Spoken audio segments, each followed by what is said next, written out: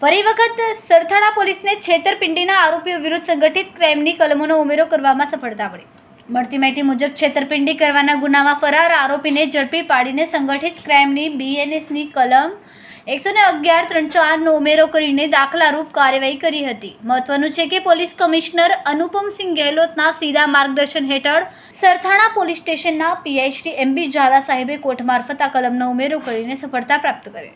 પ્રાપ્ત માહિતી અનુસાર આ કેસની હકીકત એવી છે કે આરોપીઓ નિર્મલ વસોયા તથા કપિલ વસોયાએ ફરિયાદીને વિઝા કરાવી આપવાના બહાને 95 લાખ રૂપિયા લીધા હતા અને વિઝા નહીં કરી આપેલ. ત્યારબાદ ફરિયાદીએ પૈસાની માંગણી કરતા તેઓને પૈસાના બદલામાં તેઓના ફ્લેટનું બહાનાખત કરી આપેલ હતા, જે ફ્લેટ 5 વર્ષ અગાઉ તેઓએ વેચાણ કરી દીધો હતો. આ રીતે તેઓએ ખોટા દસ્તાવેજો બનાવીને ફરિયાદી પાસે બીજાના નામે છેતરપિંડી કરેલ તથા આરોપી મુકેશ આ ફ્લેટનો બાનખત કરી આપેલ, જેમાં તમામ ત્રણેય આરોપીઓ ફરાર હતા.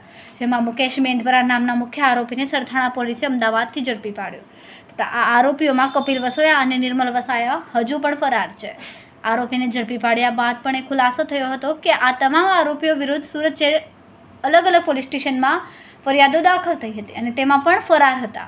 જેમાં ડુમસ પોલીસ સ્ટેશનમાં વર્ષ 2024 દરમિયાન 2 ફરિયાદો દાખલ થઈ હતી, જ્યારે એટવાલાઇન્સ પોલીસ સ્ટેશનમાં એક ગુનો દાખલ થયો હતો અને સરથાણામાં એક ગુનો દાખલ થયો. સાથે આરોપીઓને ઝડપી પાડવા માટે અલગ અલગ ટીમ વર્ક કરવામાં આવ્યો હતો, જેમાં સરથાણાના PI શ્રી MB ઝાલા સાહેબને અંગત બાતમીદારોએ હ્યુમન સોર્સિસ તથા ગુપ્ત માહિતી મળી હતી કે મુકેશ મનસુખભાઈ મેંદપરા અમદાવાદ છુપાયેલો છે. તેની સંપૂર્ણ ખાતરી કર્યા બાદ એક ટીમ PSI અને AV ભરવાડ માર્ગદર્શન હેઠળ અમદાવાદ ખાતે મોકલવામાં આવી હતી, જેમાં આરોપીને દબોચવામાં સફળતા મળ્યા બાદ આરોપીને અમદાવાદથી સુરત લાવવામાં આવ્યો હતો. આ ફરિયાદમાં મુખ્ય સૂત્રધાર મુકેશ મનસુખભાઈ મેંદપરા ને ઝડપી પાડ્યો હતો, જેમાં કોર્ટમાં રજૂ કરીને સંગઠિત ક્રાઇમની 111ની કલમોનો ઉમેરો કરવાનો અભિપ્રાય કોર્ટમાં મંજૂર થતાં 3 દિવસના રિમાન્ડ મંજૂર કરવામાં આવ્યા, જેની સંપૂર્ણ તપાસ અને સઘન પૂછપરછ આ મુકેશ મેંદપરાની સરથાણા પોલીસ કરી રહી છે. અને બીજા 2 આરોપી કપિલ વસોયા અને નિર્મલ વસોયા વિશે પણ આ મુકેશ મેંદપરા પાસેથી માહિતી મેળવી રહ્યા છે.